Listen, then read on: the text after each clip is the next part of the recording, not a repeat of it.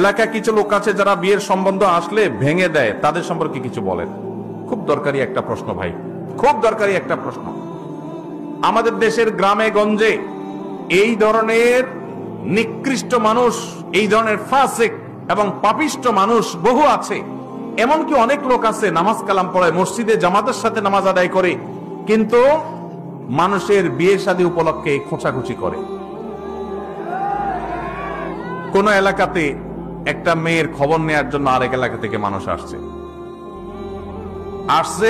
এলাকাতে আপনাকে পাইছে একটা পুকুরের ঘাটে ওযু করতেছেন, দেখছে যে মসজিদের পুকুরের ঘাট, ওযু করতেছে, বেচারা নামাজি মানুষই হবে। জিজ্ঞাসা করছেন, ভাই সালাম আলাইকুম, আপনাদের এলাকায় অমুক মেয়েটা সম্পর্কে কিছু জানেন কিনা?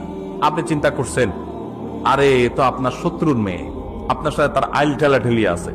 এই চান্সে আপনি শত্রুতা উদ্ধার করার জন্য বলছেন, ভাই আল্লাহ বাঁচাইছে, আপনি আমার কাছে আসছেন ভাই। এই বইলা যে আপনি একটা শয়তানি শুরু করে দিলেন, আস্ত ডাহা ডাহা মিথ্যা কথা বলে ওই বিয়েটা ভাঙে দিলেন। এই কাজটা শুধু মিথ্যা না, আল্লাহর জমিনে আল্লাহর আরশ কাঁপার মতো সবচেয়ে ভয়াবহ অপরাধগুলোর মধ্যে থেকে একটি। কারণ এখানে একটা নিষ্কলুষ চরিত্রে আপনি কালিমা দিলেন, একজন নিরপরাধ মানুষ সম্পর্কে মিথ্যাচার করলেন, আবার নিজে মিথ্যা কথা বললেন, আবার ওই লোকটাকে অসত্য সংবাদ দিলেন, মিথ্যা সাক্ষ্য দিলেন।